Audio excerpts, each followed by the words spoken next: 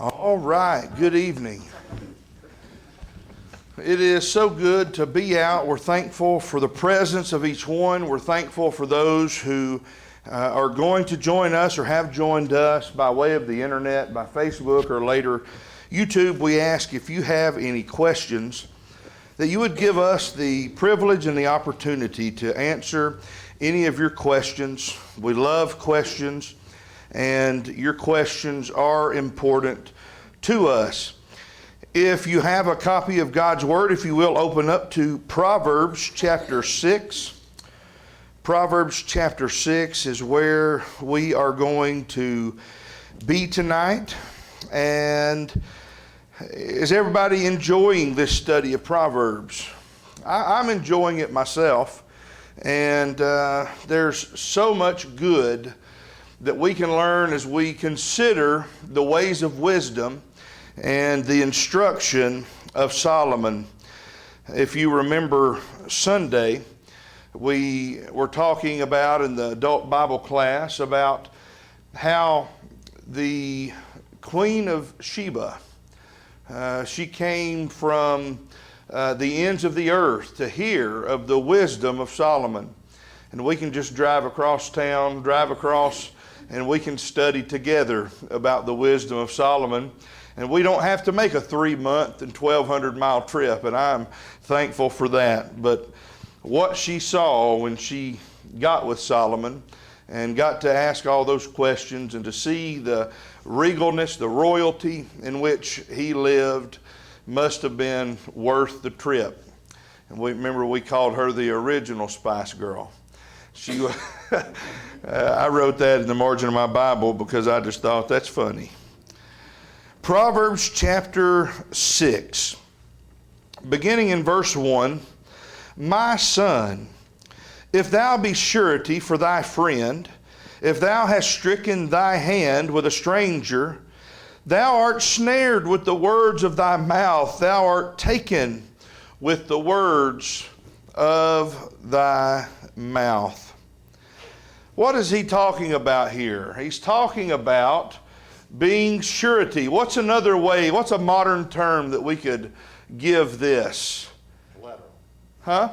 Collateral. Collateral? Surety. Have you ever signed the line under somebody else to be a co-signer? Ooh, that's dangerous, ain't it? You're wading into dangerous waters doing that, and Solomon says, don't do it. Don't do it. Don't you go down there to the bank and sign some document with somebody else, because it's a trap. It's a snare. If they decide they can't pay or can't afford, you are on the hook. And legally, you're going to have to pay. Legally, it won't just ruin them, it'll ruin you. Now, in this, what he is actually saying, some people say he's saying you don't co-sign, you don't guarantee, you don't be a guarantor, you don't offer up for anyone. But in the terms of Hebrew history, more along the line of what he is talking about is more along the lines of like an open line of credit. You don't want to be in a situation where somebody just has endless use of your finances. I know that you recall what Paul did in Philemon, verse 18 and 19, regarding Onesimus. He said, whatever Onesimus owes, I'll pay it. But he wasn't talking about his future debts. He was talking about his past debts. You remember in Luke chapter 10, we find in Luke chapter 10 the Good Samaritan. This old boy goes from Jerusalem to Jericho, falls among thieves, is stripped and beaten and left for dead. The Good Samaritan comes by, unlike the priest and the Levite who passed by on the other side. The Good Samaritan takes care of him, puts him on his beast, takes him to the inn, and does what? He gives the guy some money, and then he says, you take care of him, and whatever he owes, I'll pay it when I come back through. That's not what Solomon's talking about either here. The Good Samaritan was doing some good deed for somebody who was down on their luck, beaten almost dead, and he says, you know what, whatever medical charges he accrues on my way back through, I'll pay the bill. That's not what Solomon's talking about here either. So we've got the examples of Paul saying he's going to take on and take care of Onesimus' back debt. You've got the example of the Good Samaritan who says, I'm going to take on the burden of this man's future debt. That's not what is under discussion here. What is under discussion here is literally about taking on someone else's loan. But what if this loan was like an open line of credit on their house, and you said, well, whatever they owe on that, I'll pay it. That's not a good deal, is it? It's really not a good deal if somebody goes down, signs the paperwork on a $75,000 car, and you co-sign for it. You could be in trouble. You could be on the hook. Notice the urgency in the text that Solomon puts. Read verse 3. Do this now, my son. You do this now, and deliver thyself. When thou art come into the hand of thy friend, go humble thyself. And the King James says, make sure thy friend. The New King James, I believe, says, plead with him to some extent. Plead with thy friend. He says, if you find yourself, my son, in this position, you better do everything you can to get out of it. You can be in trouble. He says, you give not sleep to your eyes, nor slumber to your eyelids. Verse 5 again, deliver yourself as a roe from the hand of the hunter. Your version may say gazelle. Have you ever seen a gazelle trying to get away from something hunting it? How does it run? I mean, as fast and as hard as it possibly can. It gives it everything to get away from that cheetah. And a deer ran across in front of my car on the 4-lane highway tonight on my way home, and I've never seen an animal move that fast. Yeah. Luckily, I slammed on my brakes. I'm glad that you were able to not make contact. But yeah. But they will do everything that the bird, the fowl, the bird from the hand of the fowler. There is urgency if you turn on National Geographic or something, and you see an animal running from prey or a predator, they give it all they got. Their life is on the line, right? Solomon uses that kind of imagery when he says you don't go in as a guarantor, co-signer on someone else's debt. You better get out of there because it could ruin your life. We want to be good to people, don't we? We want to help people out, don't we? It feels good to be able to help people out. But is it worth putting ourselves in a position that we might not be able to take care of our own family, pay our own bills? Is that helping anybody out? No.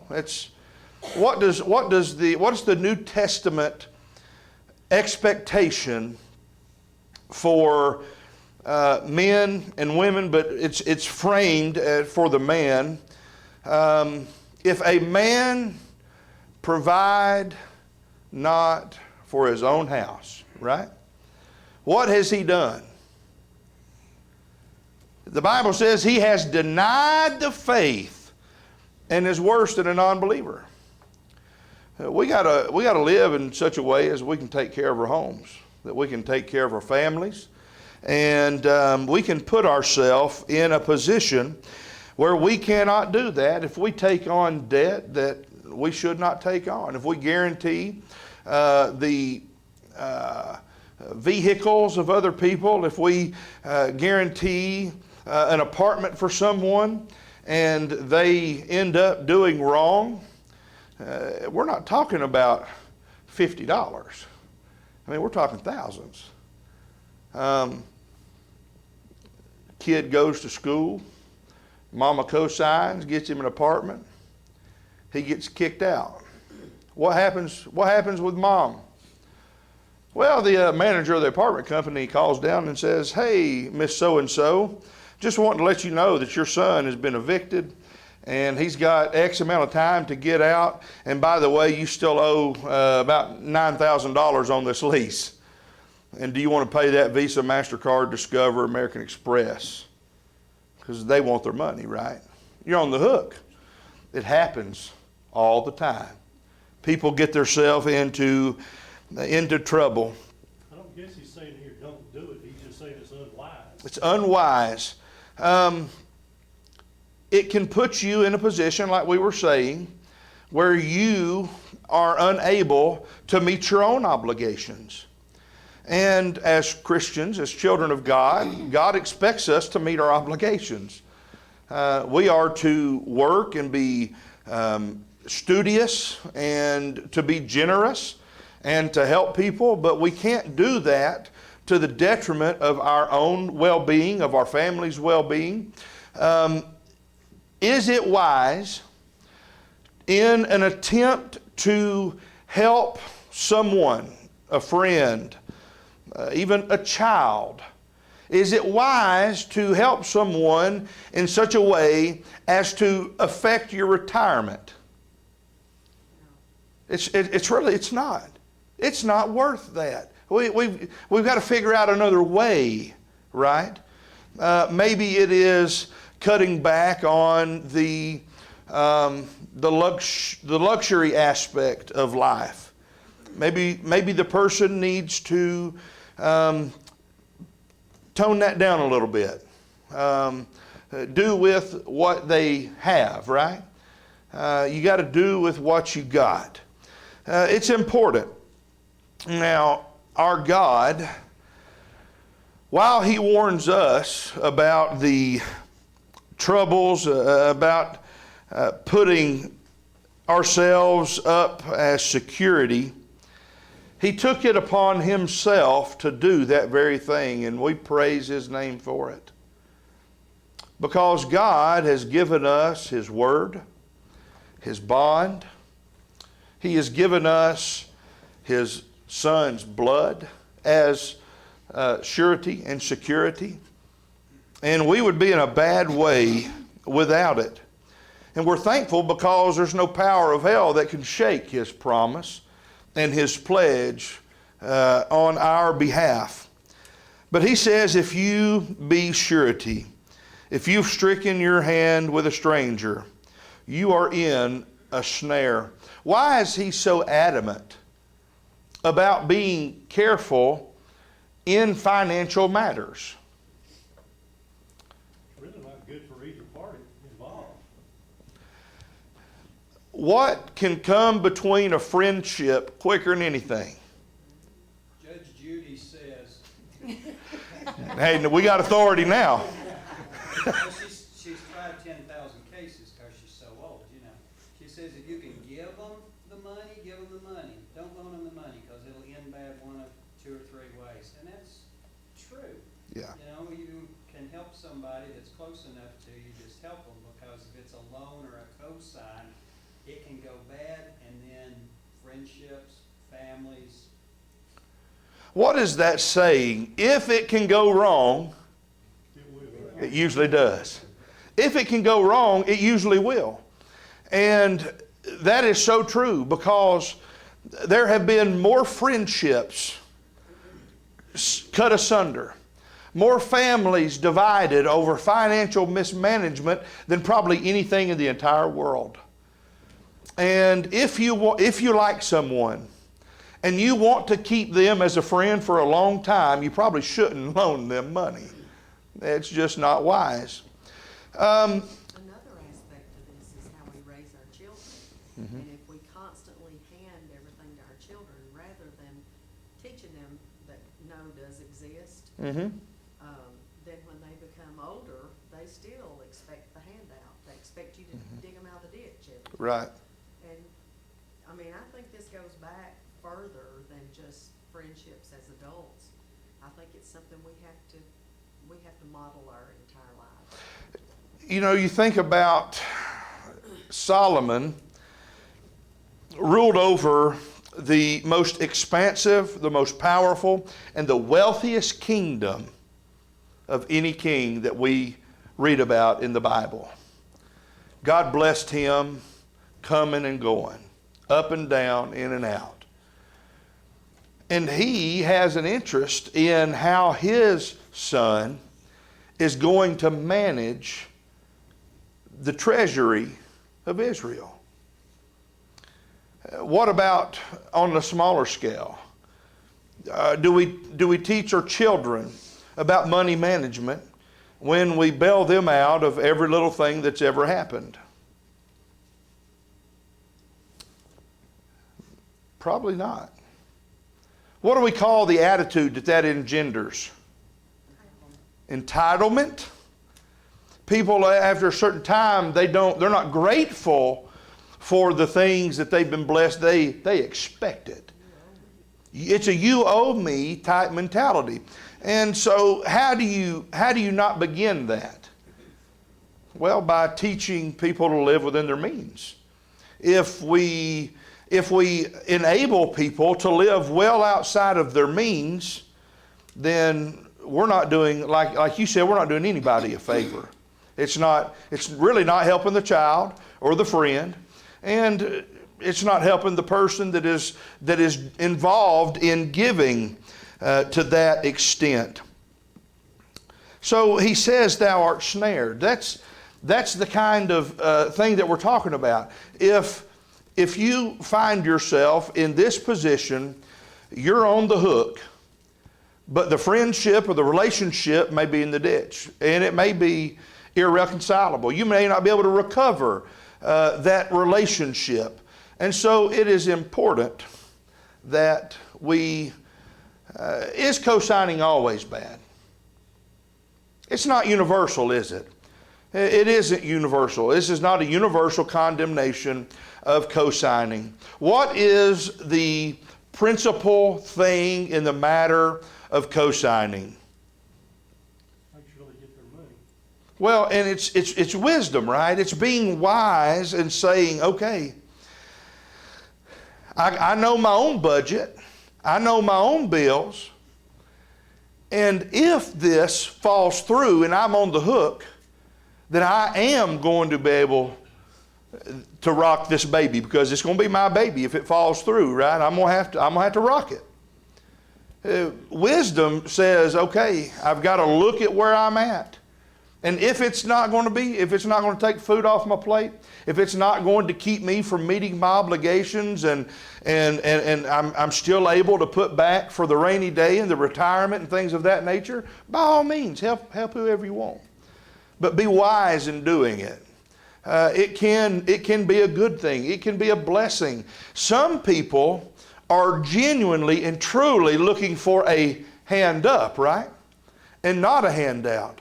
And some people are so trustworthy that when they sign the dotted line or they shake the hand, they will move heaven and earth to meet that obligation. But by and large, there's a lot of people out there that will sign the dotted line, shake your hand, look you right in the eye and lie to you. And when they have what they want and you're on the hook for it, sayonara. You can kiss it goodbye. And that is unwise. Co-signing is not always bad. Verses 6 through 11. There are 4 principal things that Solomon is going to talk about in this chapter. And the first one was financial. The next one is lazy. And they really do go hand in hand, don't they?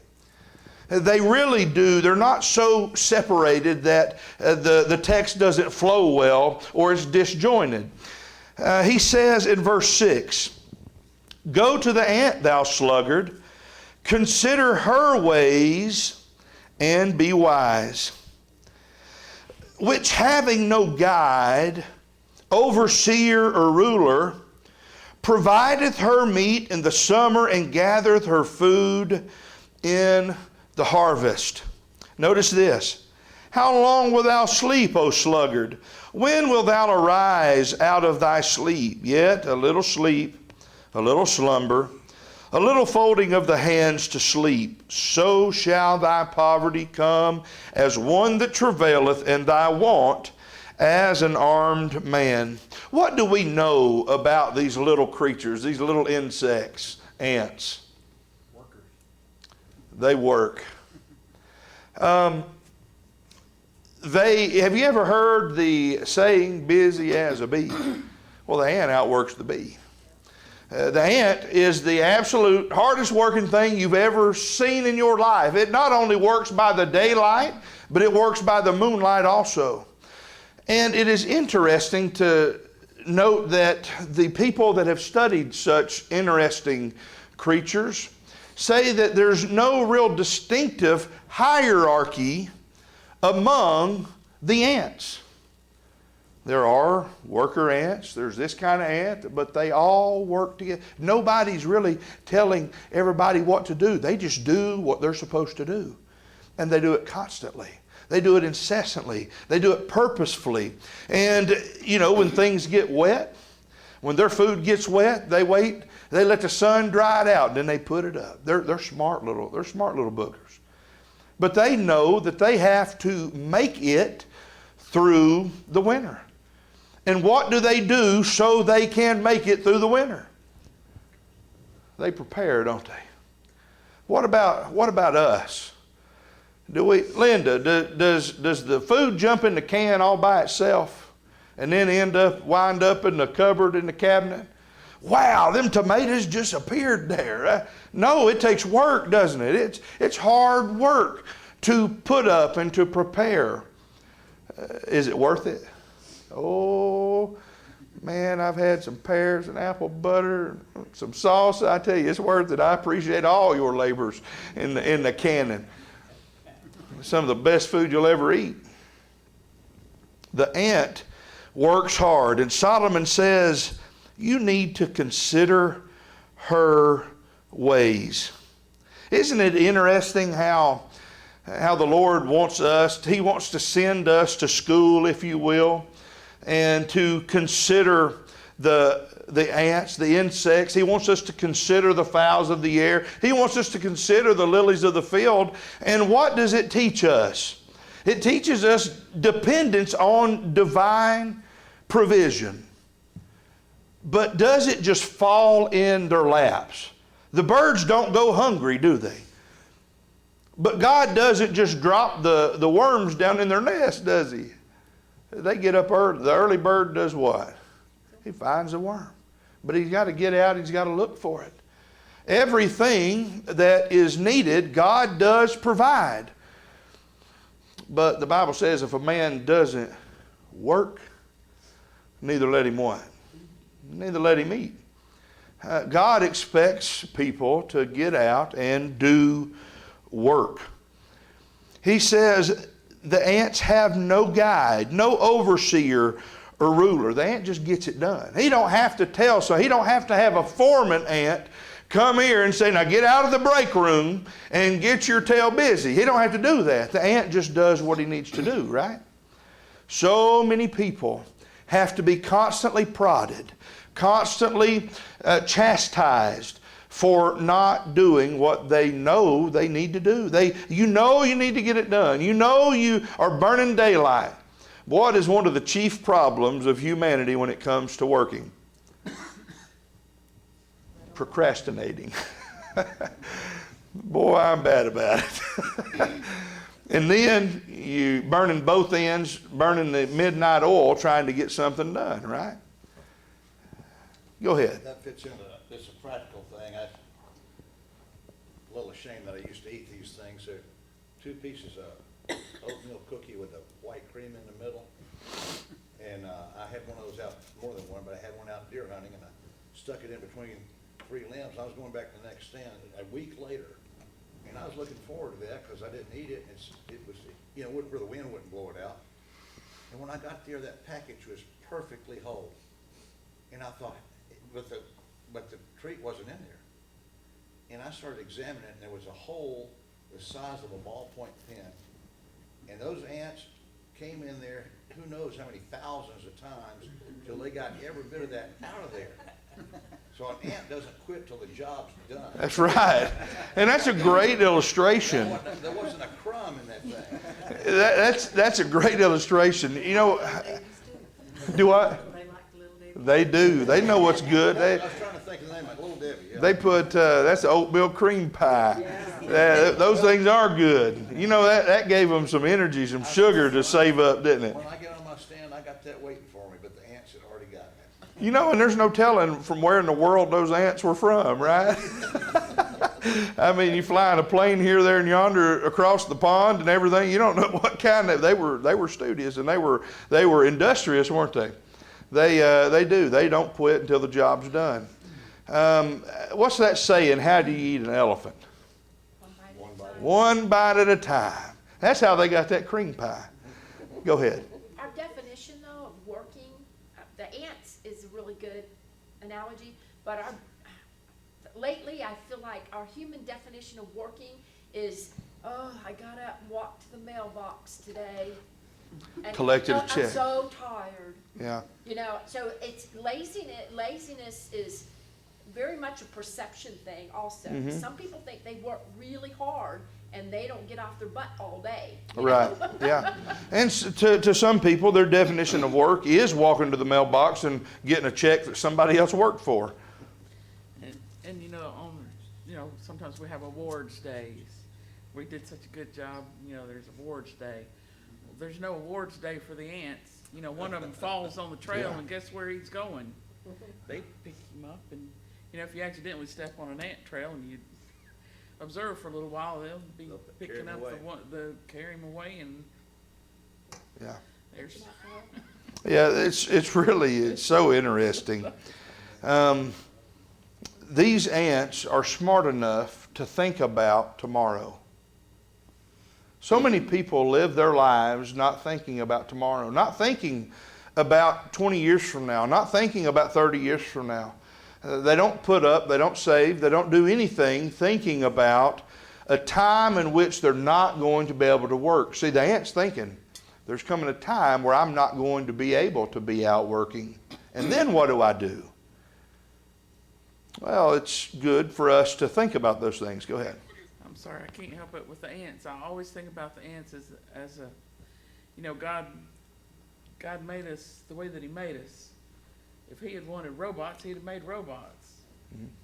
He made ants. You know, they don't have the opportunity to sin. They don't have an opportunity to make a choice whether or not they're going to be good little ants and they're going to be hard-working ants all day. Mm-hmm. But God made us different. Yeah. And if you look around at most of the creatures on the earth, we're a little different. Yeah. He gave us the choice,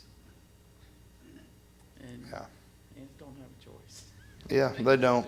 It's interesting. I'm a nerd when I like to watch the animal channels, the National Geographics and all that. And Molly's like, can't believe you watch that, but I love it.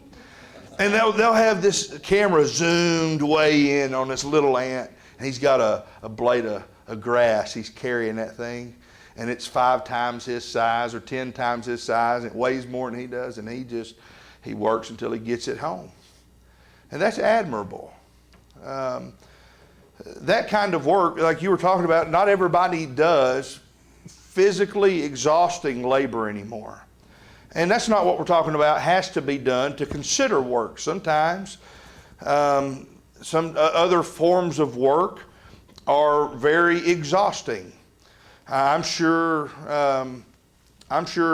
working whatever you were doing at NASA, and I'm sure that was hard work.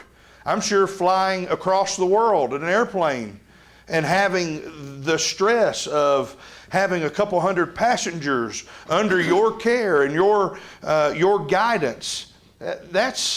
Is mental exhaustion, is that work? Is that tiring? Oh man.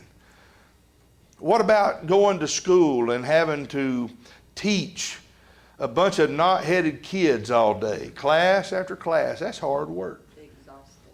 Or a preacher preaching the truth. Yeah.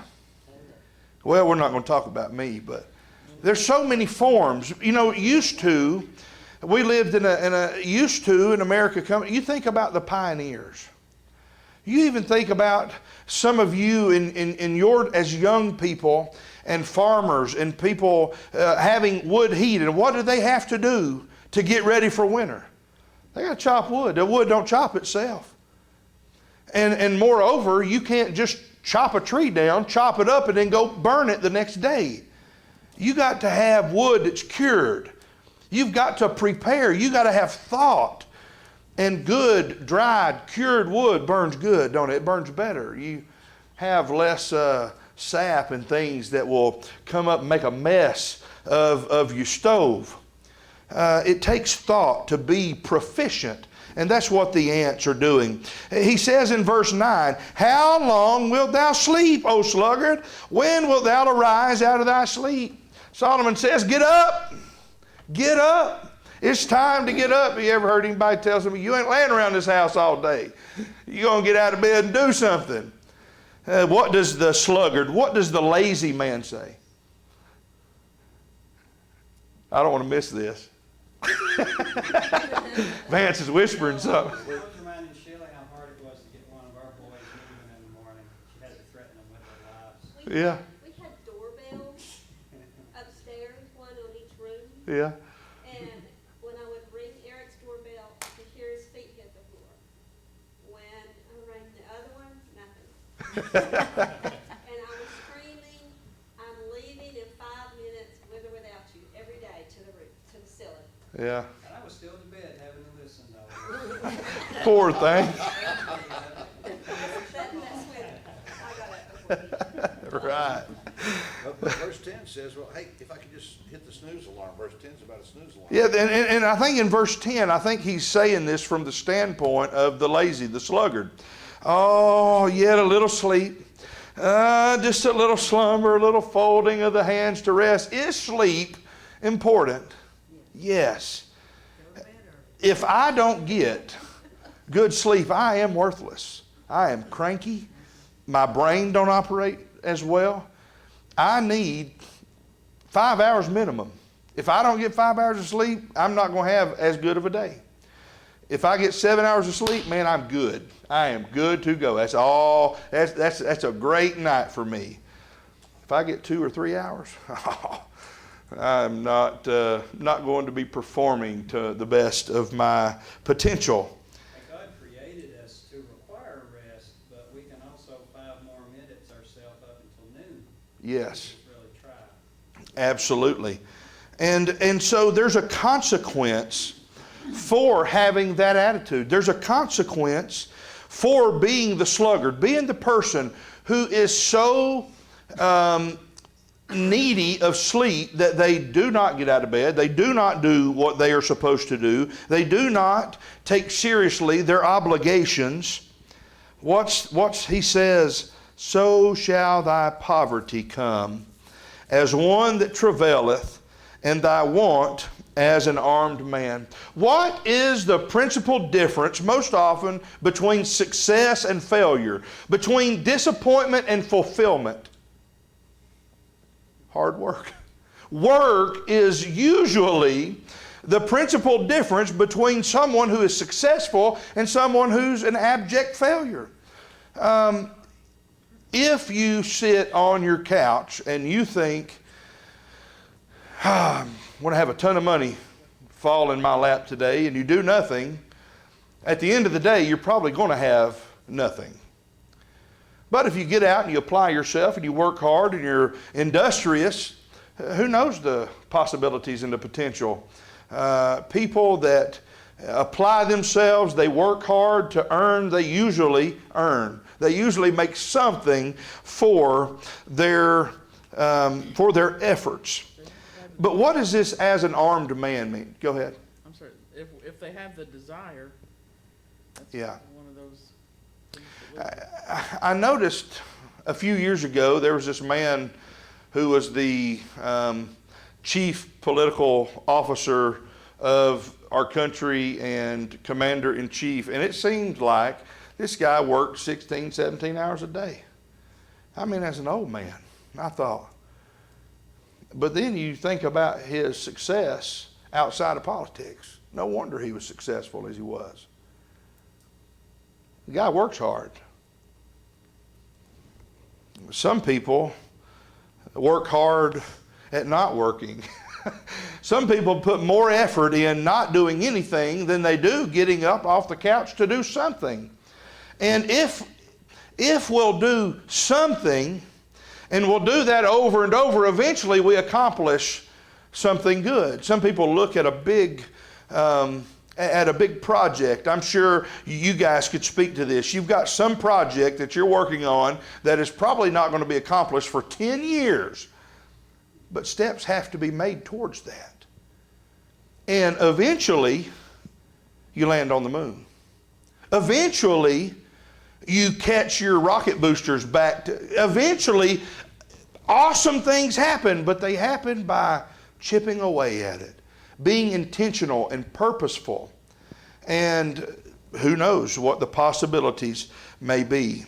By that kind of work ethic and that kind of attitude and chipping away, maybe somebody makes it to Mars sometime. Who knows? Go ahead. I think you just touched on the armed man, and immediately I thought of the fact that we're taught the same thing in the New Testament, that the reason we watch and are ready for the second coming is it's going to be like a thief in the night.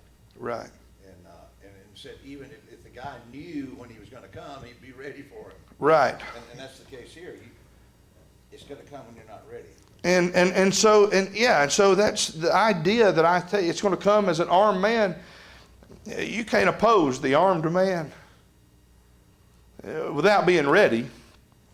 The armed man's going to take what he wants. The armed man's going to get what he wants. And when the Lord comes as a thief in the night, nobody's going to be able to oppose him. What's the point? What's the point of that? Be ready. Be looking. Be prepared. Let's see where I'm at on this. Apply the lesson to studying for a class. Well, what happens when you sleep all week through class and then you've got a big test and you stay up all night long? Cramming, right? What happens during that final exam? Probably not going to do as well, are you? And then what happened? Okay, so you make a 72 and you pass the exam. What happens next week to that material? It's not in there anymore.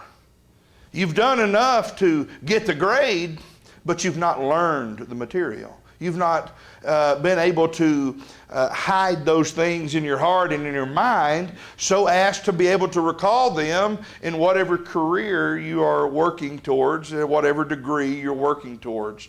And this kind of work ethic, these things apply to every facet of life, any undertaking that we would want to do. Let's see. Did my thingy die? Got lazy. Old sluggard. Yeah, I think so. Well, it's working, but anyhow. Look at there, it's 7:45 anyways. Maybe this was, here's your sign, right? Jeff Foxworthy, I'm gonna name this thing Jeff. And we'll pick up in verse number 12 next week when he's going to start talking about the wicked man. And then he'll get into a very familiar section of Scripture for us with the 6 things, yea, 7, the Lord hates. And maybe we will get through the end of the chapter. Thank you so much for your participation.